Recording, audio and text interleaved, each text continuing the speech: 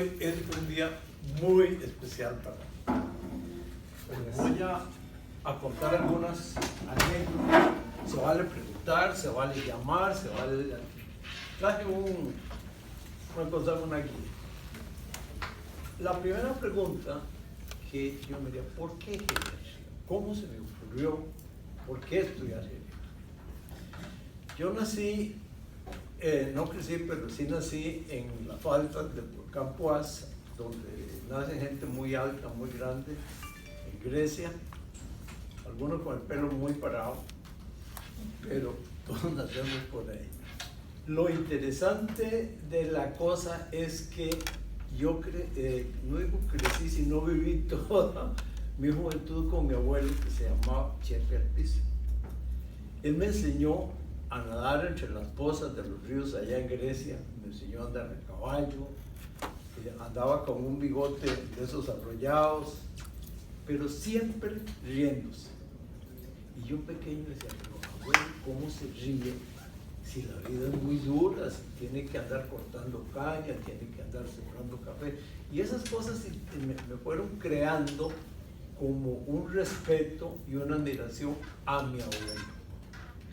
Pasan los años y ya empieza la curva descendente del proceso biológico de la vida y me ilusiona más, me agrada más ver la sensibilidad de él, y había características interesantes de esta persona. Siempre se levantaba a las 5 de la mañana, que era el reloj despertador de la casa, y riéndose. Era católico, se persinaba, estaba metido el rosario y a trabajar, y siempre iba feliz. Y me decía, ¿sabes por qué voy feliz? Porque tengo trabajo y tengo la manera de ganar el sustento para toda la familia de una forma honrada. Y estoy construyendo Costa Rica, abuelo Chepe. Cuando voy a hacer un brinco hacia adelante para equiparar lo que pasó con los años. Cuando este hospital no pertenecía a la Caja del Seguro, cuando nosotros vinimos, era parte del sistema de hospitales privados que después en el 70 pasaron a la Caja. Cuando yo vine a hablar con el doctor Blanco Cervantes, un tico alemán, la primera cosa que me llamó la atención, yo estudié en Suiza, y entonces yo sabía que cuando uno va si hay un director de hospital, no se sienta, se queda de pie, porque hasta que lo inviten a aceptarse. Me quedé de pie el día que vine a hablar con él, y me hizo esperar mucho, pero me quedé de pie, y cuando me dice, siéntese, le dio risa. Le dije, doctor, ¿pero por qué? Me dice, porque es la primera vez que alguien respeta el hospital. No me dijo me respeta a mí, me dijo, respeta el hospital. Me dice, ahora sí sientes. Para mí fue una torta de esas grandes, porque él tenía una pierna que no era la de él, era una prótesis. Y entonces estaba en el escritorio, cuando yo me senté, hizo así, y yo me quedé viendo la pierna que no se movió. Y le dio risa, me dice, no se preocupe, cosas de leer, y me contó toda esa historia. Pues vamos a la web. Comienzo, a mí me gustaba mucho, como a todos ustedes, esa ilusión que tiene uno de ser médico, de ayudar a la gente, de poder ganarse de la vida suministrando ayuda, aliviando dolor, aconsejando, como siempre. Y estudié medicina en Salamanca, en España. Me vine, hice el internado en el hospital de Alajuela, después en el San Juan de Dios, y comencé a buscar maneras de una especialidad médica que tuviera que ver científicamente con el envejecimiento y cómo ayudar a las personas mayores. en ese momento, estamos hablando de los años 60, 70, fue cuando comenzó a nacer la geriatría en el mundo. Una enfermera que se llamaba Marjorie Warren, que después de ser enfermera estudió cirugía y llegó a hacer 4.500 cirugías en el Middlesex, en Londres, comenzó a darse cuenta que la gente mayor se gastaba 5 minutos cuando se pasaba visita en el hospital con la gran mayoría de las personas, pero las personas mayores, sobre todo las que estaban más lesionadas, nada más se saludaban y de largo. Por cada paciente que se revisaba por los médicos en este hospital, por cada 10 pacientes se revisaba uno de las personas mayores. Estamos hablando de hay cosas aquí que probablemente van a salir. ¿Cómo concibo yo el Hospital Nacional de Geriatría? Ahí yo no le puedo echar la culpa a nadie porque tuve la culpa, fui yo, en parte. Pero fue lo mismo. Ella decía, ¿por qué razón a las personas que más necesitan el empuje del médico y todo el grupo son los que no se revisan? Comenzó a estudiarlos y comenzó a darse cuenta que tenían patologías o situaciones, depresiones, que en ese momento la medicina ni siquiera las contemplaba. Se pudo dar cuenta que muchos de ellos de lo que estaban eran desnutridos. Se dio cuenta que algunos de ellos no podían caminar o no caminaban desde hace mucho tiempo y que eran patologías o situaciones que no se contemplaban por los médicos, y comenzó a enfocar, y de ahí nació la valoración geriátrica comprensiva.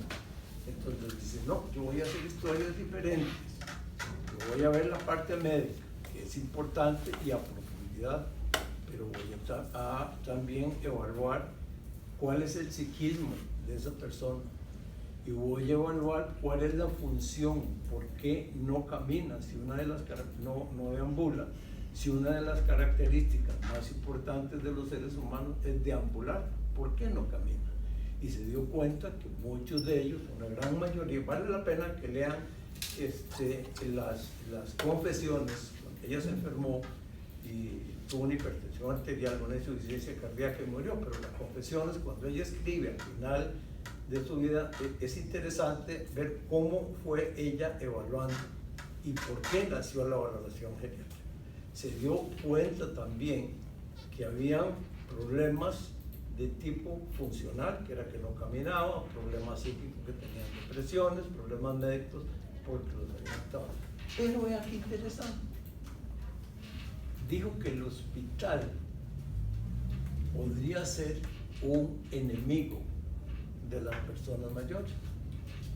Cuando comenzamos aquí, en el Blanco Cervantes, yo les decía que el hospital Blanco Cervantes era un hospital para aprender a deshospitalizar. Hospitalizar es muy fácil, luego atender a fulano tal, esto es lo que tiene, pero el problema es deshospitalizarlo de una manera que el esfuerzo que se hizo durante la hospitalización y el costo que se hizo, 500,000 colones por día, siga funcionando en la familia. Pero para eso el hospital tiene que actuar dentro de las aulas del hospital, pero tiene también que ayudar con otras estrategias para que la familia aprenda a cuidar. Ustedes se ponen a analizar la gente que les da salida, probablemente ingresen más por problemas del entorno que por razones médicas. Y eso ya lo había contemplado Marjorie Warren. Después es como Inglaterra, en el Reino Unido. Inglaterra es un reino muy particular. Hay una parte en el norte que veo un señor que se llamaba Ferguson Anderson, que fue el que hizo un libro de geriatría y empezó a trabajar en el Stoughton General, que es un hospital en el norte de Glasgow, y comenzó a él es un tipo muy orgulloso y entonces nunca aceptó lo de Marjorie Warren, pero sí comenzó a aplicar y a hacer. Ellos tenían un club de amigos que iban con los perros a pescar, a cazar en los fines de semana, y los unió, y ellos mismos comenzaron a ayudarle a Ferguson, a Fergie. Uno de los alumnos de Ferguson fue el profesor Williamson, que fue el profesor del doctor Morales Martínez, que muy influyente, un tipo muy activo. Se conoce porque empezó a hablar de una patología en la gente mayor, que también era un eco de lo que había hablado la doctora Marjorie Warren, que eran las enfermedades desconocidas. Y entonces decía que las depresiones, vayan y revisen los expedientes, incluso de este hospital de cuando empezamos, y busquen cuántas cataratas hay como diagnóstico. De verdad que casi no van a encontrar ninguno. Y las cataratas pueden ser el inicio de las fracturas de cadera, que pues pasa, que es el inicio al final. Bueno. Yo quiero que usted les cuente a ellos ese detalle de cuando usted regresa a Costa Rica, lo ubican allá en un hospital general y después se presenta la oportunidad de venir a ese hospital. Yo quiero que les cuente ese detalle que me parece muy importante. Déjame contarles nada más qué me pasó en la clase inaugural en Suiza, en un hospital, el Hospital Sandoz, de la familia Sandoz. Cuando llegué, el profesor de la show, en Suiza todos los suizos son miembros del ejército y están haciendo, cada 2 años, hacen trabajos y tienen las armas en la casa. Cuando llegué el primer día, me dice, ¿usted es de Costa Rica? Le digo, sí.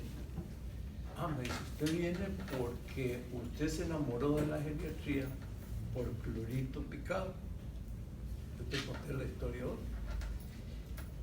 Y a mí eso me golpeó porque la verdad yo no sabía muchas cosas de clorito picado. Pero déjame contar esta cosa. Entonces me llevó al hospital y me mostró el hospital. Como yo que lo coja ahora, vamos a ver el blanco cerrado. Me dio unos anteojos esmerilados. Me puso 2 como esos de nadar, como en los oídos. Me puso unas ligas, casi ligas en las rodillas, y me dio unas botas de nieve que tenían piedras y arena. Y entonces me llevó por todo el hospital. Vea, este es el laboratorio, por todo el hospital, por las gradas. Yo sentía malísimo. Cada rato la reacción me era quitarme los lentes. No los quito. Cuando bajamos se sentó y me dice, ¿qué le parece? Digo, profesor, si le digo lo que estoy pensando, usted me mata por Costa Rica otra vez. No, me dice, yo más o menos me imagino.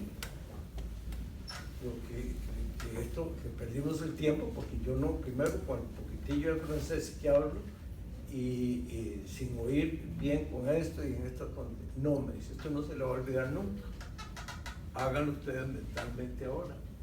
Las personas mayores, que tienen problemas de visión, tienen catarata, tienen problemas de audición, tienen problemas articulares, tienen problemas de sensibilidad, y a veces uno no tiene en las carreras de la vida, a veces no tiene ese tiempo. Eso es un punto importante. Por lo menos les aseguro que hay, ustedes me dicen geriatría y yo cierro los ojos y veo el profesor de la show llevándome por todo el hospital y dice, usted está loco.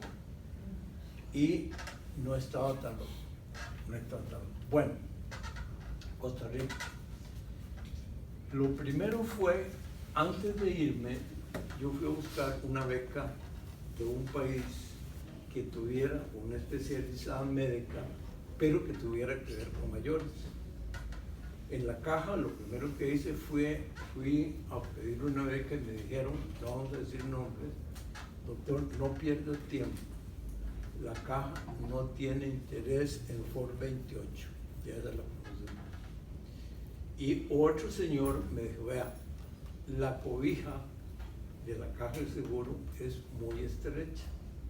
Si yo cubro arriba, se me quedan los pies expuestos. Y si cubro los pies, se descubre arriba.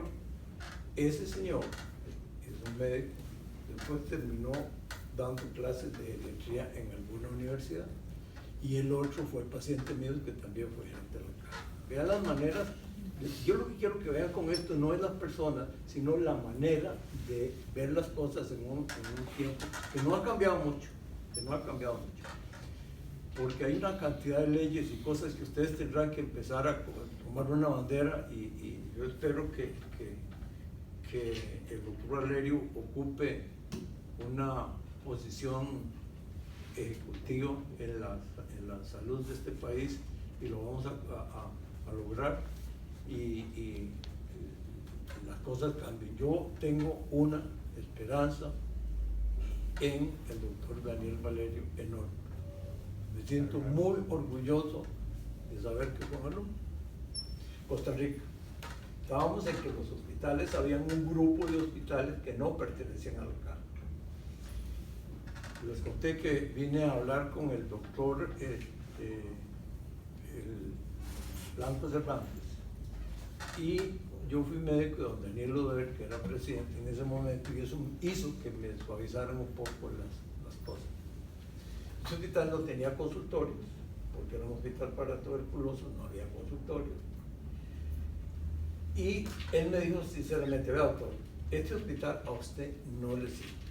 La razón por la cual me vinieron a saber es que fue aquella época donde los que tenían lepra se llevaron para otros lugares. El hospital tenía menos de la mitad de ocupación, tenía muchos novios, querían hacer un hospital psiquiátrico, muchas cosas, pero lo interesante es que él me dijo sí, y por una razón, oiga, se lo voy a dar, le voy a ayudar a que haga o trate de hacer un hospital para personas mayores, porque toda la Costa Rica que tenemos es producto del sudor de las personas que hoy son mayores.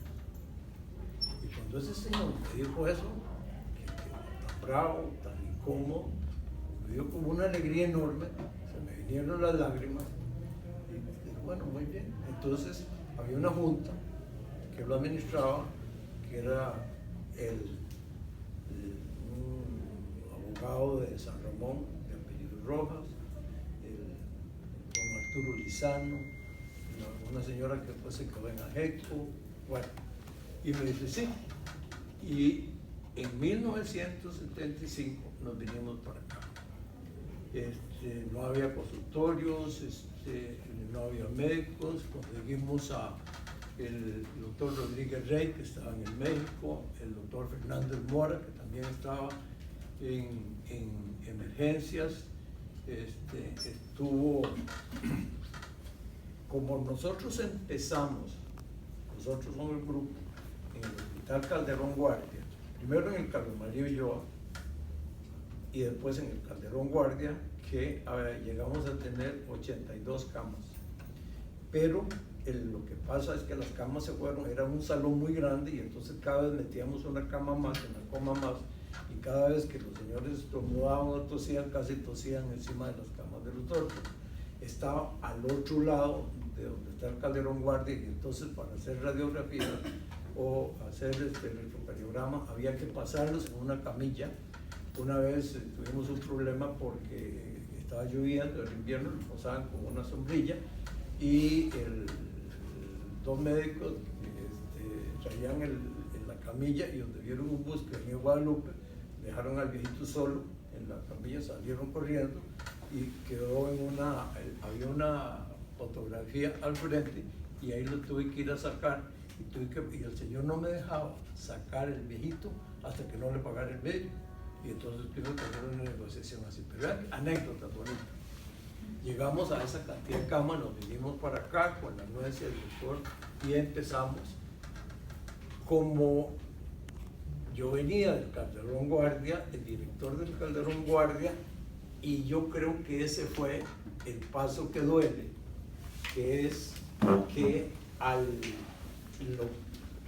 venir para acá y a que la gente del Calderón Guardia estuviera con nosotros, yo tenía que echarme una gente. Entonces se vino el doctor Urbina Salazar, Fernando Urbina Salazar. Y entonces él era 4 horas director aquí y 4 horas director allá. Y empezamos a tener residentes de medicina interna.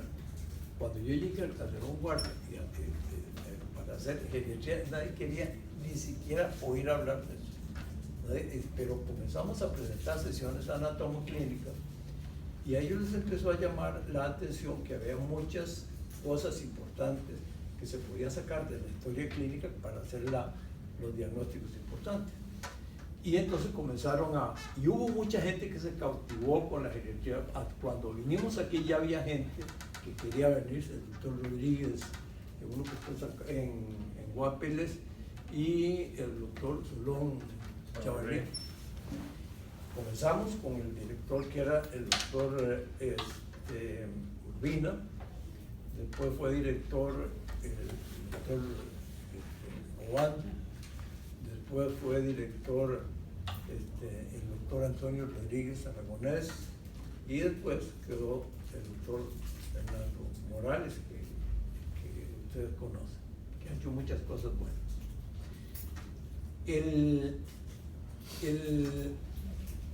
La ilusión de un hospital de geriatría es, yo sé que el proceso de envejecimiento es continuo, afecta a todas las cosas, pero si yo sé eso, yo puedo tratar de mantener la gente. Los campesinos nuestros allá en la tierra del doctor Miranda dicen que un colón en prevención es 1 millón en curación. Y entonces empezamos con una iniciativa interesante que era preparación a la jubilación, que eso lo va a tener que coger usted y retomar, lo que hablábamos, la consulta del anciano sano, de hacer una valoración de factores de riesgo, ahora a estas alturas de la medicina, donde uno sabe que hay enfermedades que se pueden evitar o se pueden tratar tempranamente, donde se pueden preservar células para que no se dañen. Eso es fundamental. Los sindicatos, ¿sí? Doctora César, en ese aspecto me gustaría hacerle 2 preguntas o 2 observaciones. Usted nos ha contado en otras ocasiones que esos pacientes que vinieron con usted del Calderón Guardia eran pacientes muy deteriorados, pacientes inmovilizados, con úlceras, con demencia, con un potencial de reversibilidad muy bajo. Y actualmente seguimos viendo en los salones ese tipo de pacientes. Entonces la primera pregunta es si usted cree que debiéramos dar un giro, ¿verdad?, en ese sentido. Y la otra es justamente lo que usted está comentando, si la estrategia que utilizan los pediatras de cuidar el crecimiento de los niños, debiéramos nosotros imitarlo y como geriatras y gerontólogos cuidar el envejecimiento de las personas. Que es la síntesis de lo que yo quisiera hacer como estrategia. Ahí no se puede despreciar a un anciano porque tiene una enfermedad degenerativa y hay que apoyarlo y hay que cuidarlo y hay que quererlo, pero lo más importante es preservar lo que tiene. Y entonces yo creo que el hospital lo que debe hacerse, primero que nada, si yo pudiera, cuando usted algún día sea ministro de salud, hacer una cosa importante como esta, primero, hacer una evaluación que lo haga el Hospital Nacional de Geriatría. Les voy a decir que esto tiene una cola muy grande, porque en España, por ejemplo, los médicos de familia han ido tomando eso, porque los psicólogos han ido tomando una cosa que es meramente de geriatría. Hemos ido dejando cosas por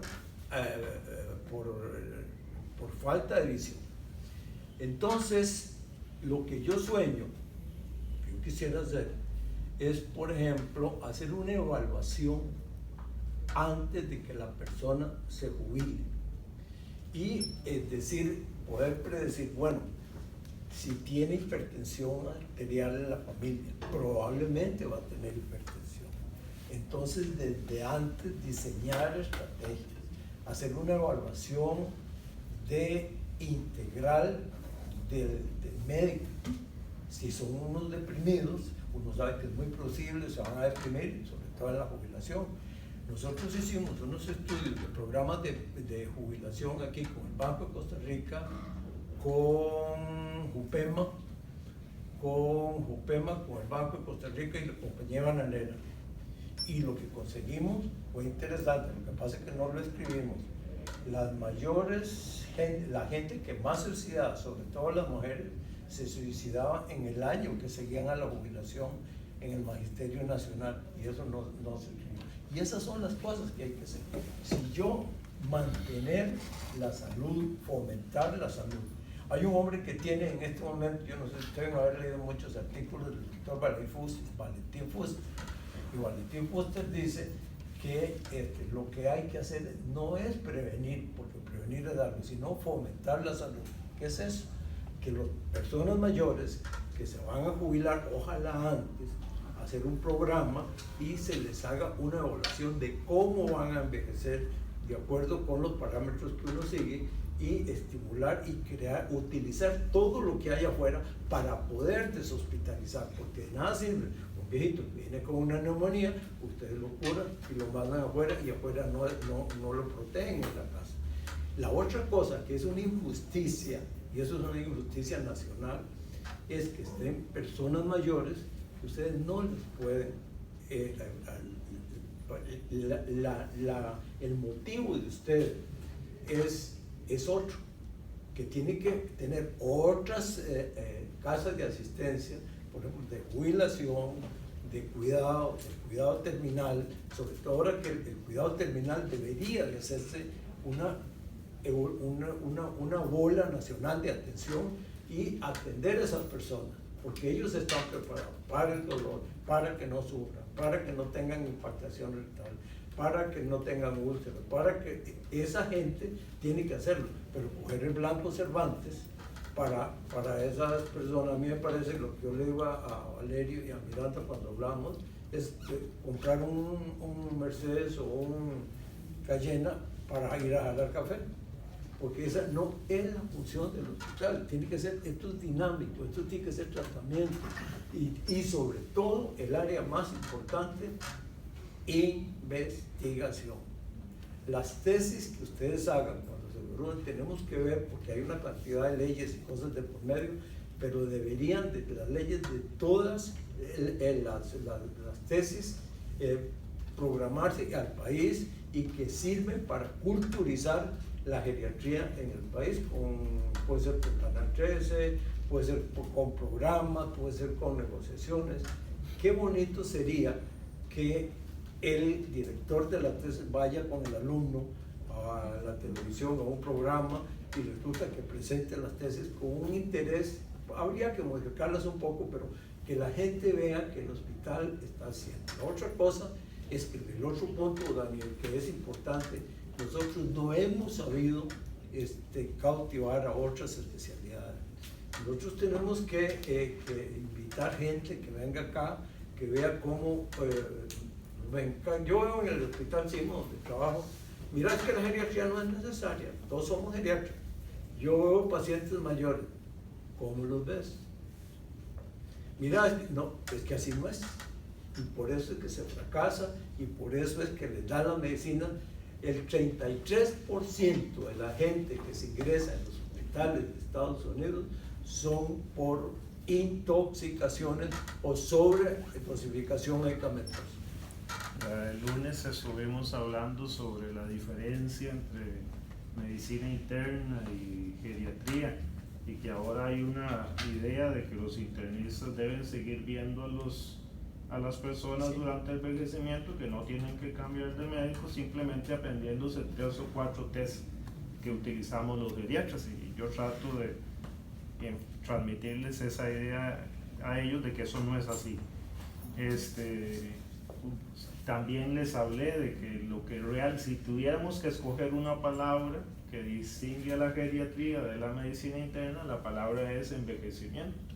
No podemos saber más neurología que un neurólogo, pero sí tenemos que saber cuál es el envejecimiento del cerebro y cómo impacta en las personas. Pero usted siempre nos enseñó el doctor Alpizar tiene esta habilidad de enseñarnos con frases cortas, y eso tiene mucho mérito. Una de las formas de distinguir del doctor Alpizar entre un internista y un geriatra es que el internista manda medicamentos y nosotros los suspendemos.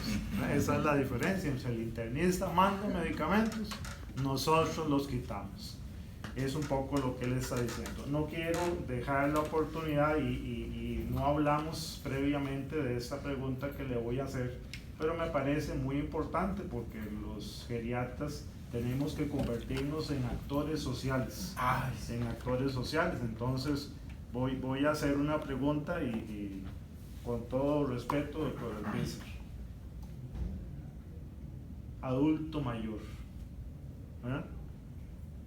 Yo no sé quién inventó adulto mayor, ¿verdad? Pero sí sé que el que lo inventó era que no quería decir la palabra anciano, ¿verdad? Pero la palabra anciano en otras culturas es una posición de mérito, ¿verdad? De respeto, de autoridad, de conocimiento, de experiencia. Entonces, si la sociedad ha ido cargando a la palabra anciano de cosas negativas, de connotaciones negativas, y yo como geriatra y gerontólogo decido hacer ese cambio porque por estas connotaciones negativas, yo en parte me siento cómplice. Creo que a los geriatras y gerontólogos nos corresponde reivindicar el concepto de anciano y de ancianidad. Sí. Anciano como sabio, como experto, como líder, ¿verdad? Etcétera. Entonces, ¿cómo me sentiré yo cuando yo espero llegar a ser un anciano? Y de ahí viene el doctor Valerio. El doctor Valerio ya es un anciano y espero yo sentirme lleno de orgullo y de satisfacción y ser un anciano independiente y saludable. Entonces, la pregunta, doctor Alpizar, es ¿qué opinión tiene usted hacia eso? Qué buena, lástima que no haya suficiente. Esto es un problema histórico. Si ustedes leen a Cicerón, a Senectute, van a ver una visión positiva del envejecimiento. Si van a leer La Viellez, que es un libro de Simone de Beauvoir, que fue de las primeras feministas y que se jaló y hizo una cantidad de barbaridades, todo es negativo. En Israel, el presbiterio, presbis, en latín es anciano. Anciano viene de anti-anus. Tiene la experiencia para adelantarse a los años. Viejo viene de otra palabra latina que es vetulus. Y vetulus era el que en la Roma andaba observando todas las cosas para ver lo que iba a venir. Vean cómo ha sido cambiando. Pero lo que a mí más me incomoda, y desgraciadamente me incomoda, es cambiar el nombre de las cosas porque son dos pecados. Si yo no quiero decir viejo y le digo adulto mayor, entonces, ¿quién es un adulto? Yo le puedo ir al hospital de niños a mandar a un chiquito y decirle que es un adulto menor. Se dan cuenta cómo distorsionamos las cosas. Y lo peor es que está bien, uno lo acepta, que lo digan incluso los médicos, pero que lo diga un geriatra. Eso no tiene sentido. ¿Cuándo es un adulto menor? ¿Cuándo es un adulto mayor? ¿Cuándo es un adulto viejo? ¿Cuándo es un adulto joven? Esto es un diagrama doloroso. Los geriatras tenemos que tener la humildad para saber que hay áreas que no podemos cubrir porque nadie sabe todo, pero sí tenemos que tener el cuidado de mantener nuestro orgullo. Es una especialidad muy larga, carísima, porque son muchos años.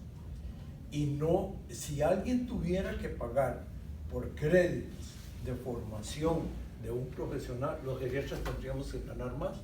Yo ya estuve ahí en el CIMA, que tuvimos una discusión justamente por eso, porque hay una cantidad de publicaciones en estos días, hace a partir de un año, que comienzan a decir que no, que hay tantos ancianos y tantas personas mayores y tantas personas que no se van a cubrir. Entonces lo mejor es que lo hagan los internistas que ya lo han venido haciendo. No, señor, si no, entonces no hubiera nacido esta especialidad.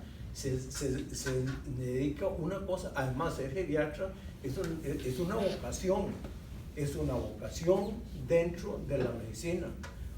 Yo disfruto, por ejemplo, cuando veo una persona que llega al hospital y que después sale y lo llama a uno y comienza a interactuar y comienza a disfrutar la vida. Esos viejitos que tienen una insuficiencia cardíaca y porque la familia no sabe que tienen que quitarle la sal, los médicos no les hemos sabido meter en la mente lo importante que es quitarle la sal, que se tomen las medicinas. Eso tenemos que hacerlo nosotros.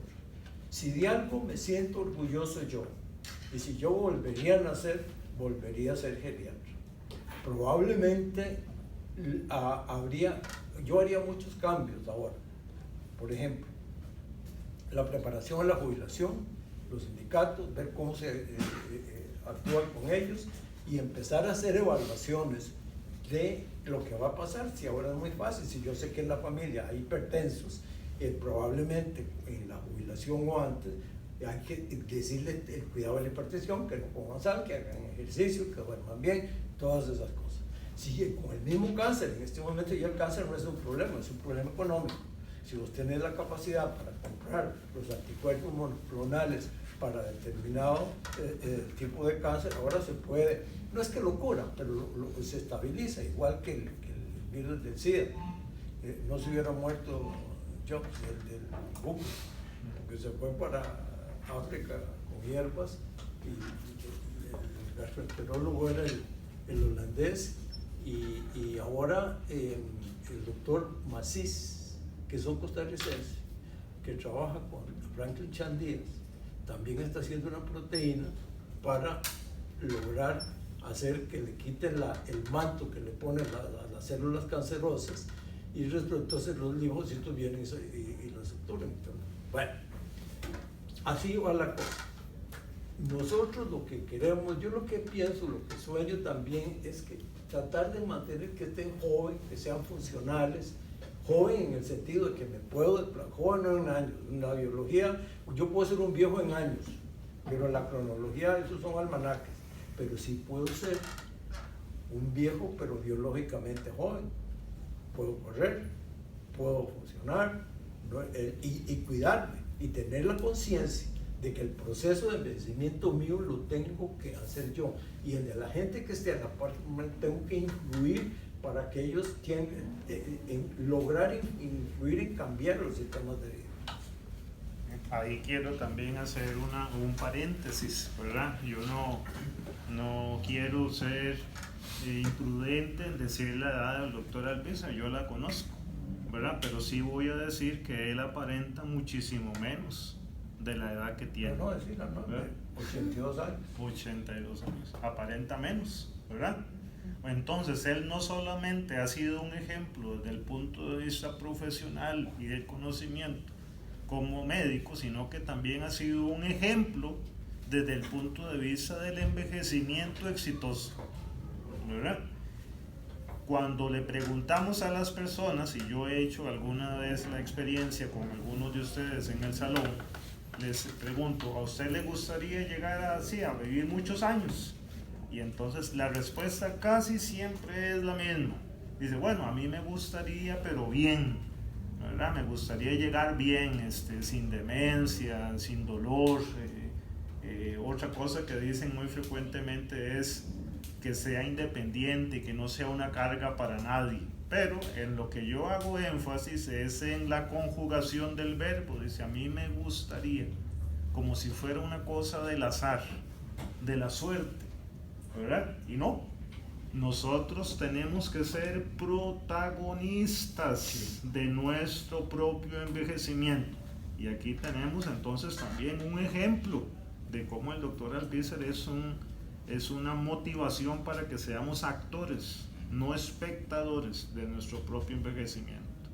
Entonces para que él termine la parte de él y después ustedes tengan la oportunidad, que es una oportunidad importante de que le hagan preguntas. Y yo quiero que el doctor Alpizar nos haga una lista lo más concreta posible de lo que él ha hecho para llegar a esta edad y en ese estado de bienestar. El envejecimiento yo lo consigo como un engranaje entre el entorno y la herencia. Se han hecho muchos estudios con gemelos, por ejemplo, uno de los estudios más interesantes de envejecimiento es con los gemelos daneses, que algunos de ustedes deben haber leído, si no, pueden leer, donde se fueron cambiando, eran gemelos o unigeninos, son 42 parejas de gemelos en Dinamarca, y el cambio de vida y la función cuando fueron pasando los años, se dieron cuenta que influía más en la aceleración del envejecimiento el entorno que la herencia. Incluso llegaron a decir que entre 20 y 30% era herencia y que el resto era entorno. Usted sabe que la naturaleza tiene ejemplos. Por ejemplo, el síndrome de Down, son gente joven que tiene grasa y se ven jóvenes y muy bonitos. Pero hay otros en el otro extremo que se llama el síndrome de Werner o las progerias, que son gente que de 9 años y 10 años se ven viejitos, se les cayeron los dientes, tienen cáncer. Lo que uno cree que es envejecimiento, pero eso no es. Vean lo que yo he hecho durante. No como azúcares refinados. Los azúcares son ni pan blanco, muy poco arroz, ocasionalmente, no general. Trato de dormir por lo menos 6 horas todos los días, si puedo 8, pero no puedo porque soy un acelerado y entonces me despierto muy temprano. Hago ejercicio por lo menos de día por medio, troto antes.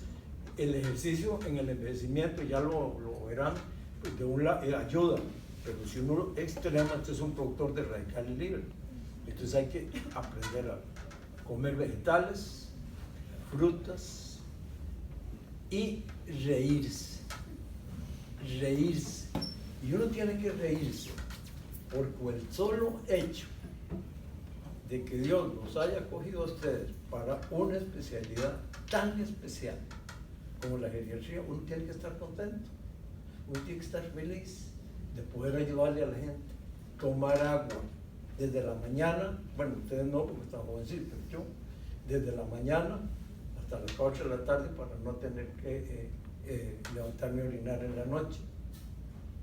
Tener mucho cuidado de protegerme del tipo de cáncer más frecuente que es el cáncer de piel, tratar de cosas de la próstata, evitar radicales libres y disfrutar. El mismo hecho de las luchas en la vida uno tiene cuando tenés estrés porque tenés un examen o porque un paciente está muy malo y uno las pasa mal, incómodas, y te llaman en la noche y en la mañana. Los geriatras, a diferencia de los internistas, no podemos decir que no. Nosotros siempre tenemos, yo nunca desconecto el teléfono, siempre. Tengo 82 años y se me llaman en la noche, voy en la noche. Tengo la ventaja de que para mí ya yo escogí mi médico. ¿Quién es? Daniel sabe que cuando yo me formo me tiene que cuidar de él, y él es el que cuida a mi suegra, que a veces lo andamos jodiendo en la madrugada, pero qué bonito que es eso, es la visión del médico que uno tenía en la mente cuando empezó a estudiar medicina, qué lindo. Tomar agua, dormir bien, tratar de reducir los azúcares, sobre todo los azúcares refinados, y si se toman azúcar porque uno lo necesita, a partir de frutas, divertirse, tener niveles, hacerse chequeos, los chequeos del anciano sano, volvemos a lo mismo, siempre lo mismo, hay que chequearlo, y un tacto rectal en una próstata le puede salvar la vida a un viejito. Y lo que usted, aquella frase corta que usted dice, muchas horas, ¿cómo es? Poca cama, poco plato, muchas horas de zapato. Por cierto, la había escrito en otro libro y en otro lugar.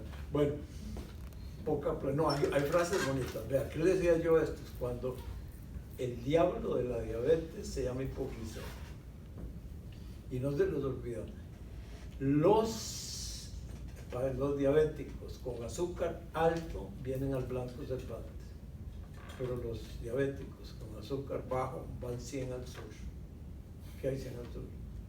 Cementerio. Yo puedo bajar un azúcar y regularlo, pero cuando el azúcar tiene la hipoglicemia, ya se murieron neuronas, ya se murieron células, va 100 al sur.